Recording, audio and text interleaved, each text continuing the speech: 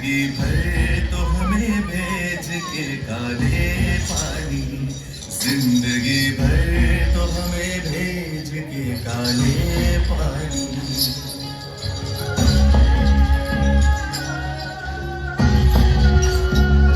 आसमां क्या यही बाकी था गजब ढाने को, लाके गुर्बत में रखा है हमें तड़पाने को।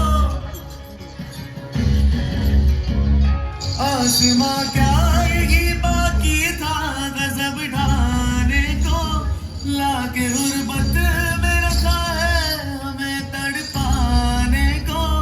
आज जिस घर में हम तैयार थे मर जाने को, जीते जी हमसे छुड़ाया है काश चल नहीं पारो जिंदगी भर तो हमें भेज के काले पानी, जिंदगी भर तो हमें भेज के काले पानी। कोई माता की उम्मीदों पे न डाले पानी, कोई माता की उम्मीदों पे न डाले पानी। जिंदगी भर तो हमें भेज के काले पानी, जिंदगी भर तो हमें भेज के काले पानी, जिंदगी भर तो हमें भेज के काले पानी।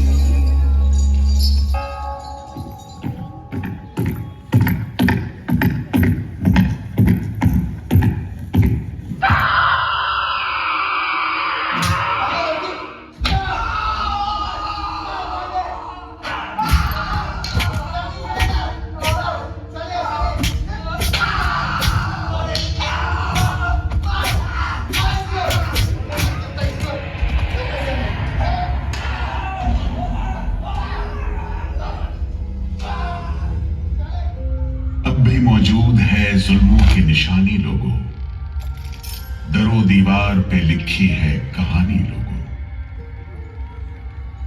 कहां से शुरू करूं ये कहानी? जुल्म सितम की यह दास्तां, आजादी के परवानों की वीरता और त्याग की गाथा। मैं जो एक रूह हूं, आत्मा हूं, उन तमाम लोगों की जिन्होंने अपने खून पसीने से, अपने बलिदान से, जान की कुर्बानियों से इस मिट्टी के जर्रे जर्रे को आजादी का तीरथ बना दिया। मैं गवाह हूं उस जुल्म का जो यहां आदम के बेटों ने आदम के बेटों पर बेरहमी सिखाई। सदियों से मैं इसी जगह मौजूद हूं। मेरे सीने में दफन है वो सारी कहानियां जिन्होंने इन हरे भरे खूबसूरत टापुओं को वो खौफनाक नाम दिया, काला पानी।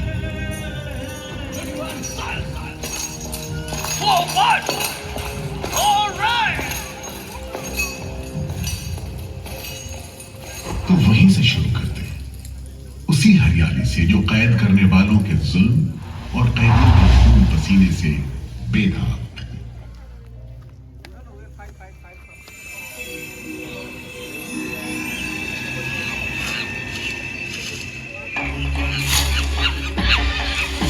कहते हैं अंडमान द्वीप समूह का नाम रामायण के प्रतापी वानर देवता अंडमान यानी हनुमान के नाम पर रखा गया। पुराने जमाने से यह कहानी चली आती है कि जब राम ने लंका पर चढ़ाई करने की योजना बनाई थी तो पहले इन्हीं टापुओं से धावा मारने की सोची थी, लेकिन बाद में इरादा बदलकर धनुष कोटि से हमला किया। इतिहास और पुराण में अंडमान द्वीप समूह इसी सिलसिले में याद किया जाता रहा है।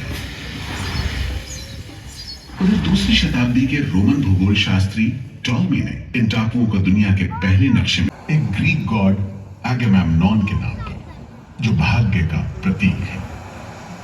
इन टापुओं की तरफ लोगों का आना शुरू हुआ।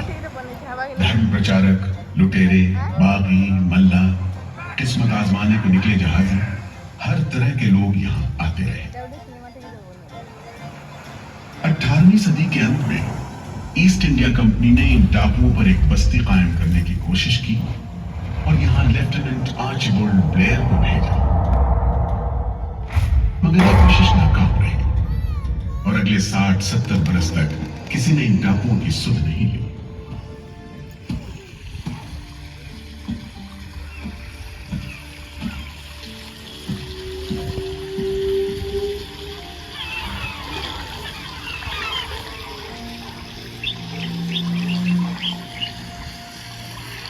प्राकृतिक खूबसूरती और शांत समुद्र के बीच जिंदगी की खामोश लहरें उठती और बैठ जाती।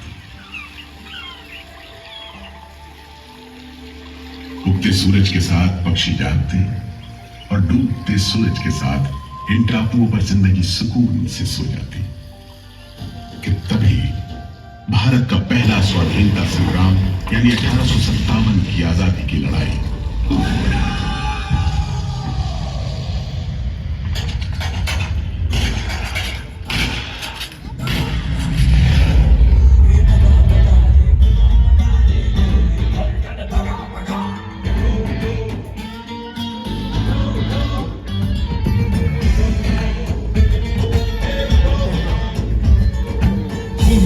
सन 57 में मंगल पांडे की ललकार, यूं सन 57 में मंगल पांडे की ललकार।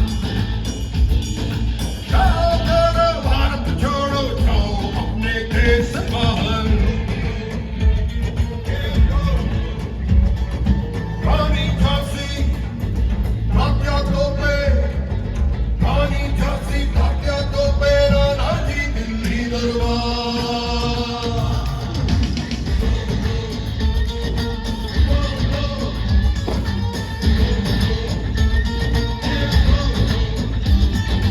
अंग्रेजों को मार भगाया सबने मिलकर किया करार, आखिरी पलटन अंग्रेजों की एक दियाड़ा सेमटा होती ना हाँ सेमटा गली मशाले आजादी की तो बेगरजे बारंबार।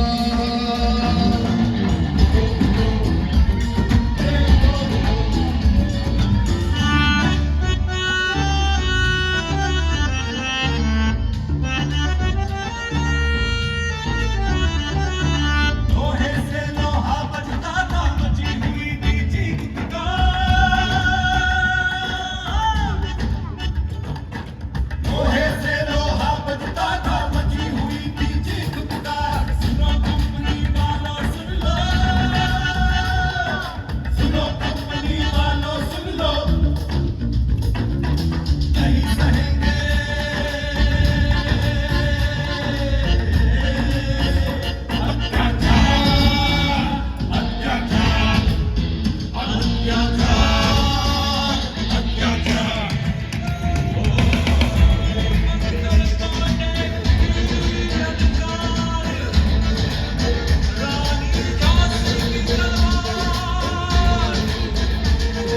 पछाड़ी बनाबो ने पूरा बनाबो पूरा नहीं बनाबो घंटे होते चलो इधर। जल्द ही बगावत की लपटों की तपिश शांत पड़े अंडमान द्वीप समूह पर पड़ने वाली थी। आजादी के मतवालों को सबक सिखाने के लिए फिरंगी सरकार ने 15 जनवरी 1858 को पूरे के पूरे अंडमान द्वीप समूह को एक कैद खाने में बदलने का फैसला किया।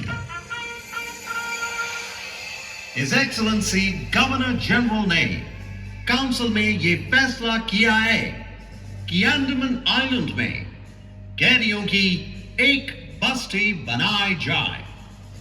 इसमें शुरू में ऐसे मुजरिम रखे जाएं जिन्हें बगावत और राजद्रोह और इससे ताल्लुक रखने वाले दूसरे अपराधियों के लिए कैद या देश निकालने की सजा दी गई हो। और इस तरह अंडमान द्वीप समूह की पुरानी खाड़ी का नाम लेफ्टिनेंट आर्चिबाल्ड ब्लेयर के नाम पर पोर्ट ब्लेयर रखकर मुजरिमों की बस्ती कायम की गई। तब पर कुछ ही साल बाद अंडमान की धरती पर पैर रखे वहाबी आंदोलन के राजनीतिक बंदियों ने 1860 से 1872 के बीच बहुत से वहाबी आंदोलनकारी अंडमान भेजे गए। सरहदी सूबे का रहने वाला एक पठान शेर अली आफरीदी भी अंडमान में उस समय उम्र कैद की सजा काट रहा था और और अंग्रेजों से बदला लेने के लिए मौके की तलाश में था।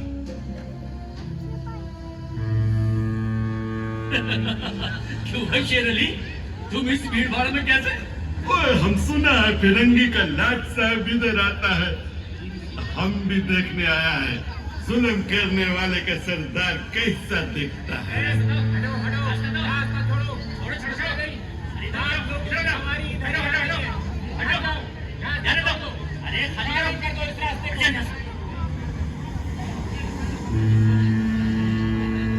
देखो देखो आ गए लाट साहब, अंग्रेज बहादुर आ गए। मिस्टर बर्ड, मैं सोचता हूँ कि इस खूबसूरती के बीच रहने के लिए प्रिजनर होना भी मैं एक्सेप्ट कर लेता। Yes, indeed. Just look how beautiful this place is. ये प्रिजनर लोग इस खूबसूरती को नहीं देखते, वरना इस टापू को प्रिजन नहीं स्वर्ग समझते। यस सर, आप ठीक कहते हैं। इधर आइए प्लीज। हम तुमको खत्म कर देगा फिरंगी जालिम। अंग्रेजों के साथ तुम लोग जो हैवानी सुलूक करता है, हम बर्दाश्त नहीं करेगा। पकड़ो इसको। शेर अली है सजा याफ्ता कैदी, सजा में रियायत पाकर नाई की दुकान चलाता है। जैसा कि होना था, शेर अली को फांसी हो गई।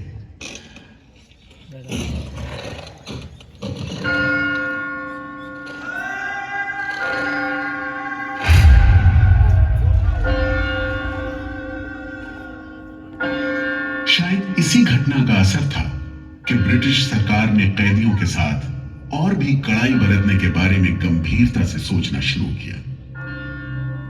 नतीजे के तौर पर सन 1896 में पोर्ट ब्लेयर की खौफनाक सेलुलर जेल का काम चीफ कमिश्नर केविन और इंजीनियर मैक्विन की निगरानी में शुरू हुआ। यूरेनस मैक्विन, आपकी जांच पूरी हो गई? यस सर, हमने पूरा टापू का मुआयना कर लिया है।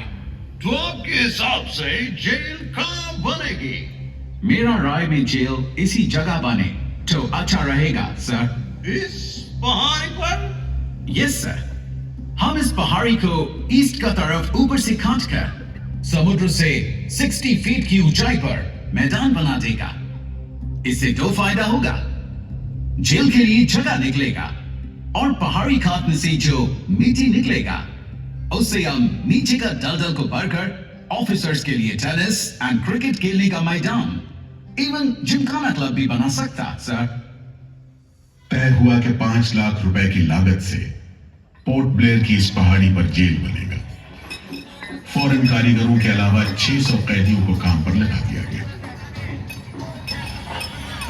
इस जेल में एक वक्त में 700 कैदियों को बंद रखा जा सकता है। योजना के अनुसार जेल के बीचों बीच एक मीनार बनाई जानी थी, जिसकी 7 दिशाओं में 7 खंड किसी सितारे की भुजाओं की तरह निकले होंगे। हर खंड में 3 मंजिलें बनाई जानी थी और 7 खंड में कुल मिलाकर 698 कोठरियों का निर्माण होना था। ईंटों की ढुलाई के लिए ट्रेन की 5 मील लंबी पटरी बिछाई गई। इमारत बनाने के लिए ढेर सारे सामान बर्मा से मंगवाए गए। जेल को बनाने में कोई 3 करोड़ ईंटें इस्तेमाल की गई। इंसानी खून पसीने की तो कोई गिनती ही नहीं।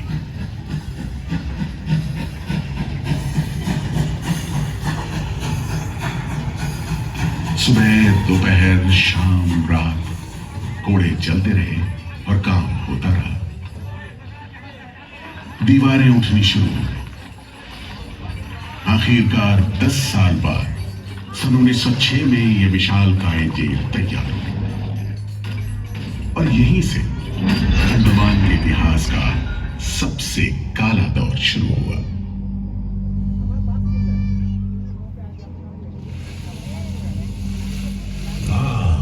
सच कहते हो, आज भी उस दौर को याद करके झुरझुरी सी हो जाती है। मैं पुराना पीपल में हर रोज अपनी जान की खैर मनाता रहा, क्योंकि इस पहाड़ी पर उगे हुए घने जंगल साफ करने के दौरान बहुत से लोग थे जिनका ख्याल था कि मुझे भी और पेड़ों की तरह काट गिराया जाना चाहिए, लेकिन मैं बच निकला। मेरी किस्मत में शायद खड़ा रहकर इस जेल में होने वाली यातनाएं देखना लिखा था। हर एक कैदी जेल के फाटक के भीतर आकर मेरी डालियों के नीचे से ही निकला है।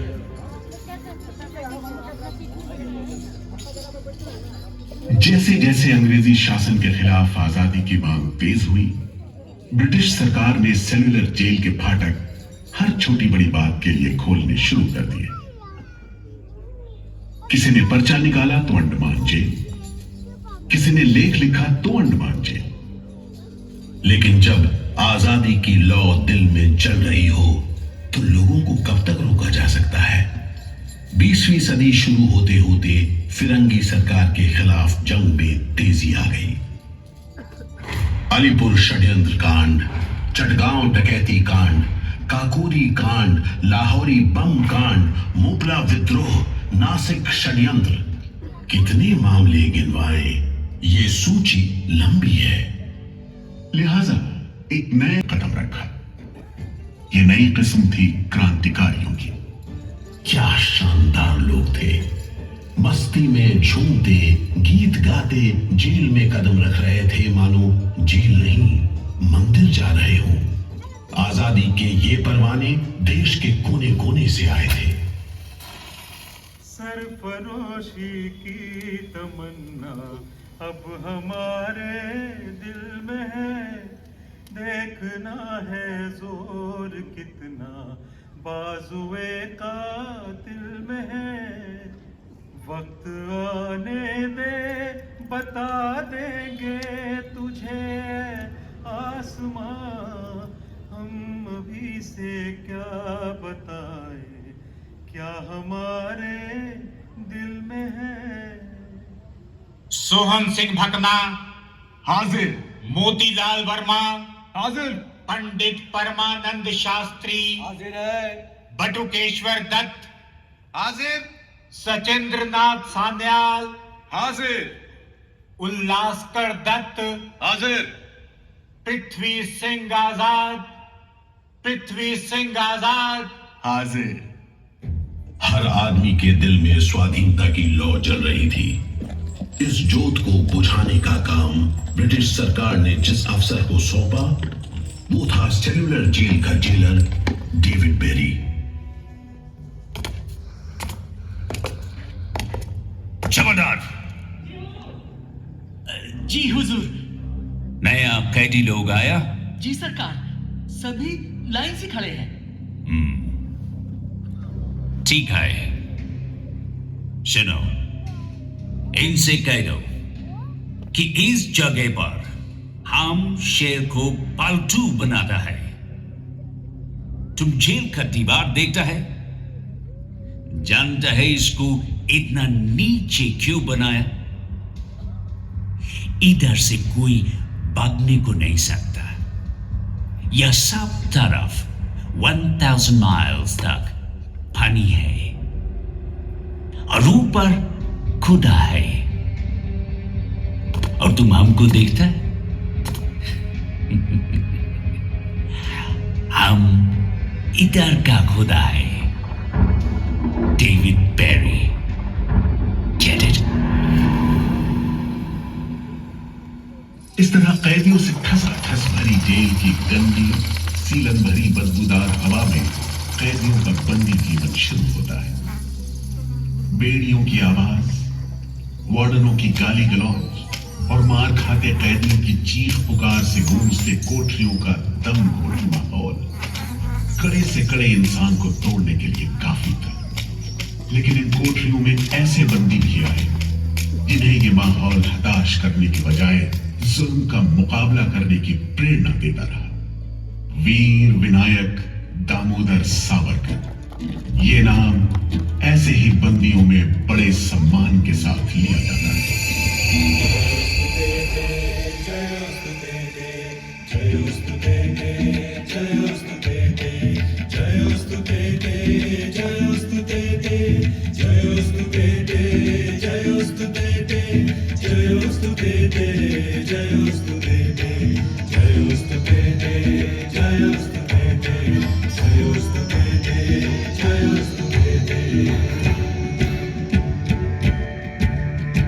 श्रीमहन्मङ्गले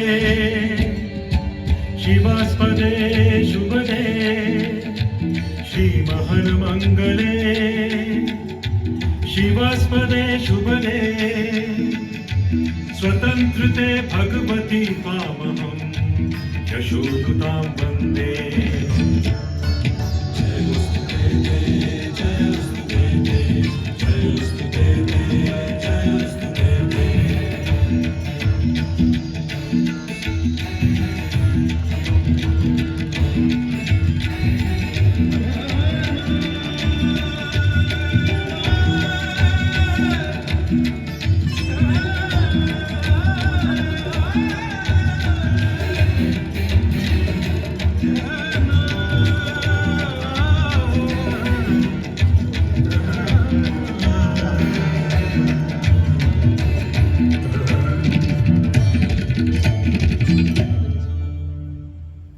बेड़ियों में जकड़े वीर सावरकर जब सेल्यूलर जेल के अहाते में दाखिल हुए तो उनकी जंजीरों से जुड़े लोहे के पट्टे पर उनके जेल की मियाद खुदी हुई थी 50 बरस। 24 दिसंबर 1910 से 30 दिसंबर 1960 तक। वेल सावरकर, तुमको 2 बार का उम्र कैद का सजा मिला है। 50 बरस बाद सरकार तुमको छोड़ देगा। मिस्टर बेरी, तुम्हें विश्वास है कि तुम और तुम्हारी सरकार 50 बरस यहां रह पाएगी? सावरकर को इस बात में रत्ती भर भी शक नहीं था कि आजादी की जो लपटें हिंदुस्तानियों के मन में धधक रही हैं, उन्हें अंग्रेज अब बुझा नहीं सकेंगे और जल्द ही उन्हें जाना होगा। इसी प्रबल विश्वास के बल पर सावरकर 10 बरस लंबा अरसा सेल्यूलर जेल की एक ही कोठरी में रह सके। उन्हें बहुत ही खतरनाक कैदी करार देते हुए इतने कड़े पहरे में रखा गया था कि उनके भाई गणेश को 2 बरस तक पता भी नहीं चला कि वीर सावरकर उनके ही नक्शे कदम पर चलते हुए सेल्यूलर जेल आ पहुंचे हैं, जहां बरसों की तकलीफ है, जेलर के जुल्म है, कड़ी मेहनत और नितांत अकेलापन है, जहां जिंदगी 13 फुट लंबी और 7 फुट चौड़ी कोठरी में सिमट कर रह करती है।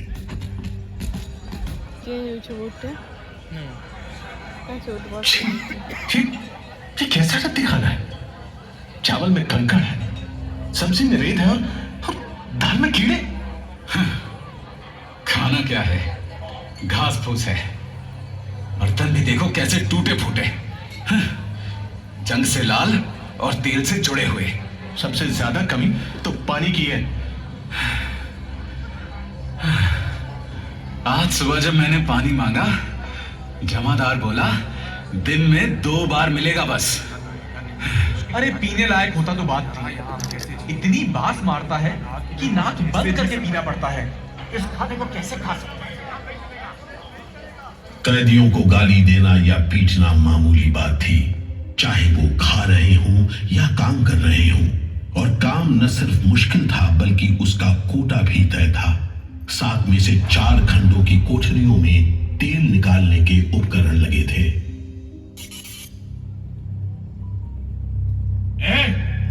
इंदु भूषण, सुधीर, हेमचंद, तुम लोग इधर चलो। नारियल के बोरे उठाओ। हर बोरे में है 25 सेर नारियल। इन्हें पहुंचाओ तीसरी मंजिल पर। शाम तक हर आदमी को 30 पाउंड तेल निकालना है, समझे? हम इतना तेल कैसे निकालेंगे? वो मशीनें तो हाथ से जलानी पड़ती हैं। जबान मत लड़ाओ बदमाश। जो हाथ बम पिस्तौल चलाते हैं वो मशीन नहीं चला सकते। चलो जल्दी करो, भाग कर जाओ और काम करो।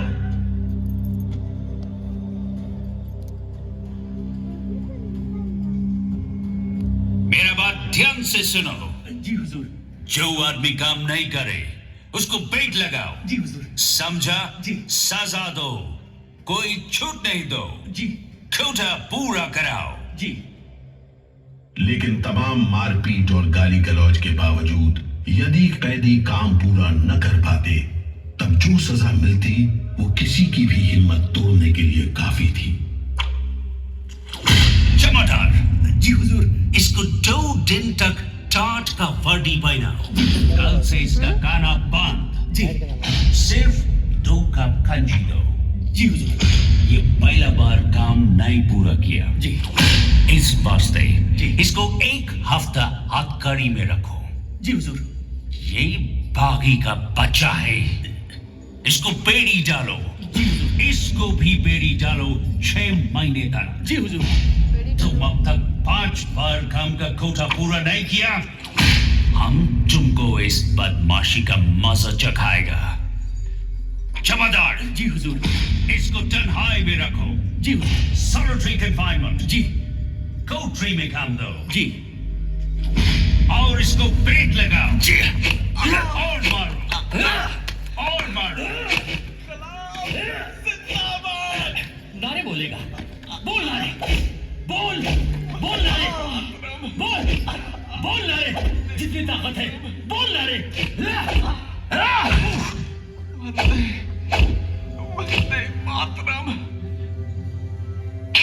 उल्हासकर दत्त ने इस सारी तकलीफ की दिल को छू देने वाली तस्वीर खींची है। हमारे गांव में तेल के लिए कोल्हू में बैल जोते जाते हैं, वो भी दिन में 10 से 12 सेर से ज्यादा तेल नहीं निकाल पाते। जेल में मुझे 2 और कैदियों के साथ बैल की जगह जोत दिया जाता था और हमें शाम तक 1 मन नारियल का तेल निकालने का काम सौंपा जाता। जमादार हमें दौड़ने पर मजबूर करते और रफ्तार धीमी होने पर कोड़े मारते। हर रोज न जाने हम कितनी बार लड़खड़ाते, गिरते और मार खाते, और यह सिलसिला निरंतर चलता रहा। हुजूर, ये काम करने से इनकार करता है। क्यों क्यों काम नहीं करेगा? जैसा बर्ताव ये जमादार करते हैं उसमें मैं काम नहीं करूंगा। मारपीट और सजा का नतीजा ये हुआ कि उल्हासकर ने 7 दिन के बाद खाना पीना और बात करना भी बंद कर दिया। वार्डनों का ख्याल था कि उल्हासकर पागल होते जा रहे हैं, लेकिन जेलर बेरी ने इसे नाटक बताते हुए उल्हासकर को बिजली के झटके लगाने का हुक्म दिया, जिसके बाद उल्हासकर 3 दिन और 3 रात बेहोश रहे। उसके बाद कहीं जाकर डॉक्टर को बुलाया गया। सुनो मिस्टर उल्हासकर, हम जानते हैं तुम अपने मुल्क का आजादी के वास्ते ये करता। हम तुम्हारा काम को ठीक नहीं समझता, लेकिन तुम अभी जवान है। एक दिन अपना सजा पूरा करके वापस अपना मुल्क जाएगा, तब अपना हाथ से जान क्यों लेता? क्या तुम डरपोक है? हम अपना सीनियर ऑफिसर का हुक्म नहीं बदल सकता, लेकिन तुम चाहेगा तो हम तुमको मेंटल हॉस्पिटल में भर्ती करा देगा। ठीक है, इन जानवरों के बीच रहने से पागलों के बीच रहना बेहतर होगा।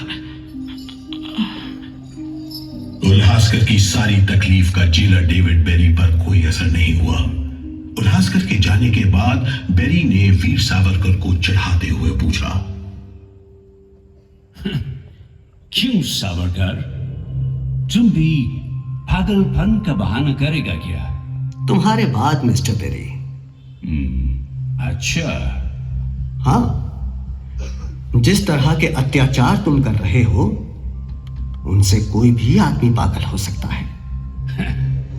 रहने दो ये सब बात सावरकर।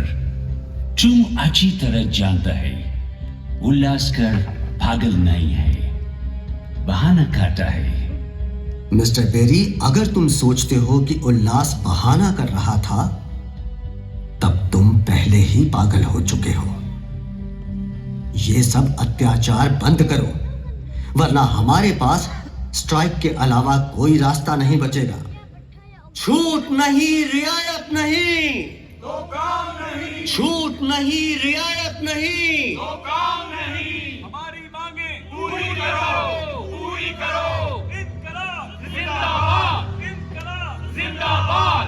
बंदियों को छोड़ दो, छोड़ दो, छोड़ दो, बंदियों को छोड़ दो, छोड़ दो।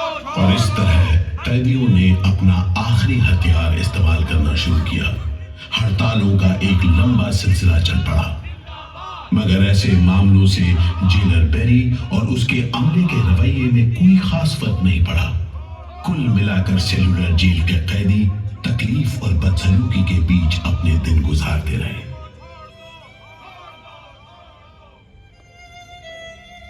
मगर एक सुख का स्मरण ना करना नाइंसाफी होगी। वो सुख था बुलबुलों की चहक, उनका मधुर स्वर, उनके झुंड कल कल करते नारियल के टुकड़ों पर टूट पड़ते। गंभीर विचारों से मुक्ति पाने के लिए मैं मन को बलपूर्वक इन बुलबुलों की चहक में लगाए रखता। मैं अपनी भाषा उन्हें सिखाने में असमर्थ था। यदि सिखा पाता तो मैं उन्हें देश प्रेम के गीत सिखा देता, ताकि अगर कोई मेरी कोठरी खोजता हुआ आए तो लोग कहें कि जिसके सामने बुलबुल देश प्रेम के गीत गा रही हो वही सावरकर की कोठरी है। एक बार में 3 कैदियों को फांसी पर लटका दिया जाता। दिल दहला देने वाली चीखें निकलती, जेल का घंटा घनघना उठता, जेल की मीनार पर लगी बत्ती जलती बुझती रहती और 8 मील दूर तक खड़े जहाजों तक खबर पहुंच जाती कि फिर से कुछ कैदियों को फांसी पर लटका दिया गया है। 12 मई 1933 को कैदियों ने फिर भूख हड़ताल का सहारा लिया।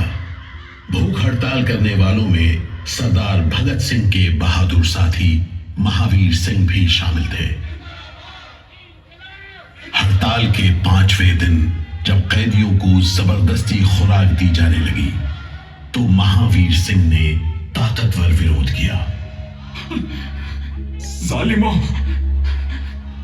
तुम नहीं जानते कि हम कौन हैं।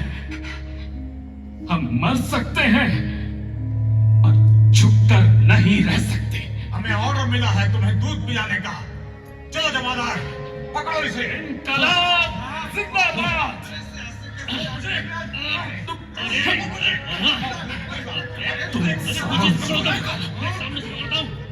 हम जबरदस्ती नहीं सहेंगे, नहीं सहेंगे।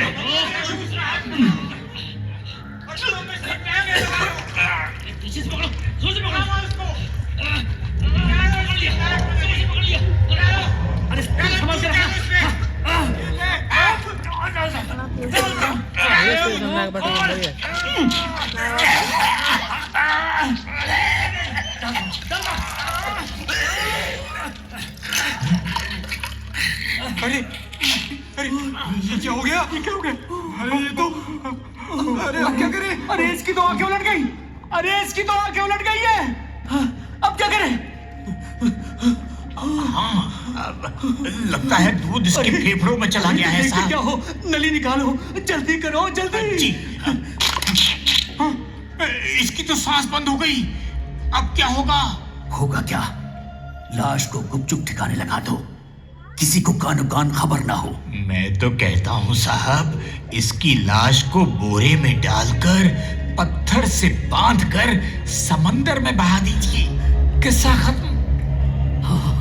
चलो बिपिन, ऐसा ही करो। झटपट ले जाओ उसे, झटपट ले जाओ। लेकिन ये खबर छिपी नहीं रह सकी। जब लोगों को पता चला तो देश भर में विरोध की भीषण लहर फैल गई।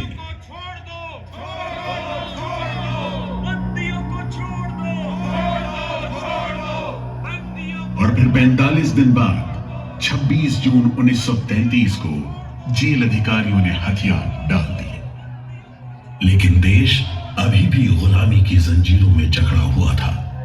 इन्हीं हालात में सन 1937 के संवैधानिक सुधार लागू किए गए और कांग्रेस ने अनेक प्रांतों में मंत्रिमंडल कायम किए।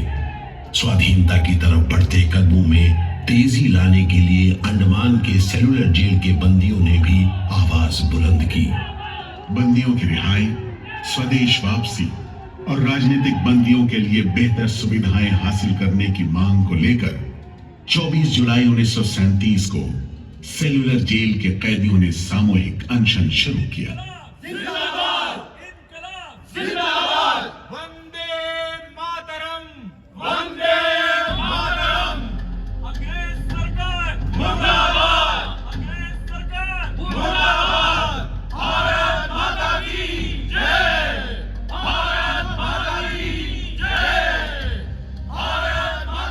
इस भूख हड़ताल का असर पूरे देश पर पड़ा।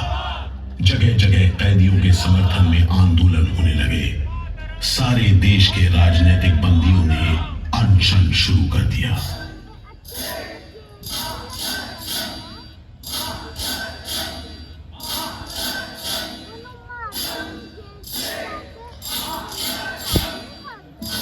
गुरुदेव रविंद्रनाथ ठाकुर और कांग्रेस की कार्यकारिणी की तरफ से जवाहरलाल नेहरू ने कैदियों से भूख हड़ताल समाप्त करने की अपील की और 28 अगस्त 1937 को गांधी जी ने सेलुलर जेल के बंदियों को तार से संदेश भेजा।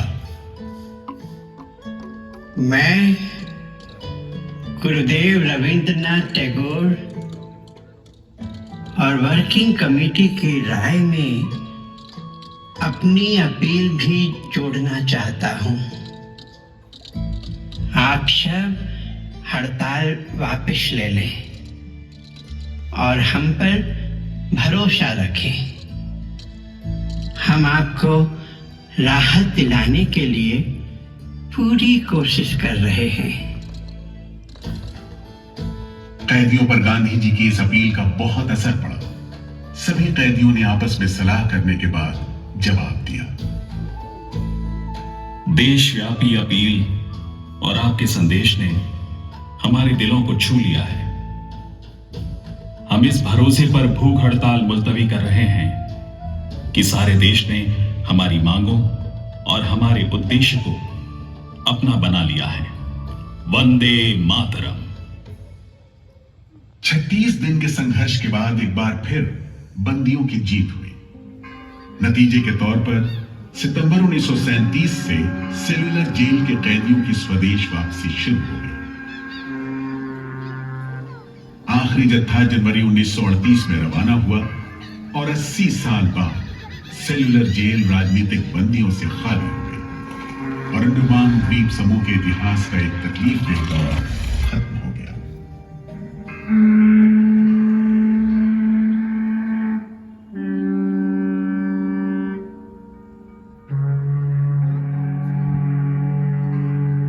मगर एक और जालिम दौर शुरू होने वाला था।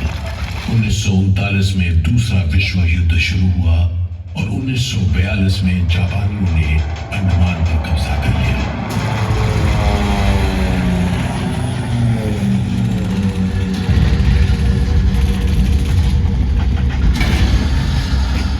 हालांकि अंडमान पर जापानियों का कब्जा सिर्फ 3 साल रहा, लेकिन इस अरसे में ही उन्होंने काफी जुल्म ढाए। हर आदमी उनकी नजर में अंग्रेजों का जासूस था। हर रोज खेतों से, दूर दराज के गांव देहात से दसियों लोग पकड़े जाते और मौत के घाट उतार दिए जाते। बहुत से लोग तो खाने की कमी के कारण जहाज पर लादकर दूर समंदर में फेंक दिए।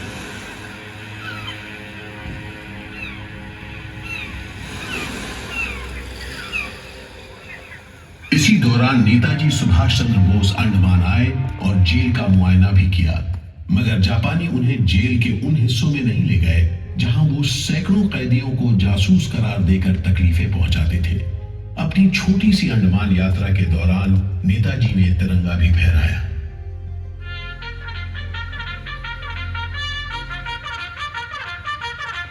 अगस्त 1945 में दूसरा महायुद्ध समाप्त हुआ और 3 साल 6 महीने 15 दिन के कब्जे के बाद अक्टूबर 1945 में अंडमान की जापानी छावनी ने अंग्रेजों के आगे हथियार डाल दिए।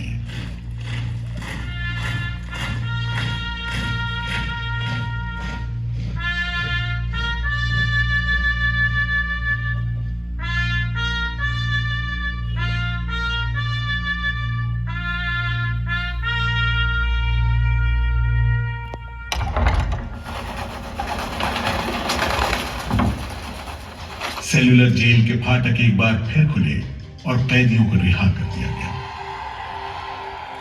इसके बाद 2 साल के अंदर अंदर भारत में ब्रिटिश सरकार का शासन खत्म हो गया।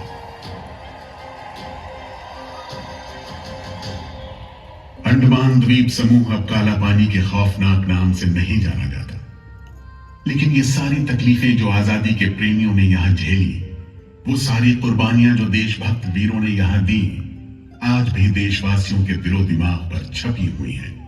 इसीलिए अंडमान के भूतपूर्व राजनीतिक बंदियों के भातृत्व मंडल की इच्छा को स्वीकार करते हुए भारत सरकार ने 30 अप्रैल 1969 को घोषणा की कि सेल्यूलर जेल को राष्ट्रीय स्मारक के रूप में सुरक्षित रखा जाएगा। भारत की आजादी के दीवानों ने जो अमानवीय यातनाएं इस कारागार में सही, ताकि भारतवर्ष आजादी की उन्मुक्त हवाओं में सांस ले सके, उन बलिदानों को आने वाली पीढ़ियां भूल नहीं पाएंगी।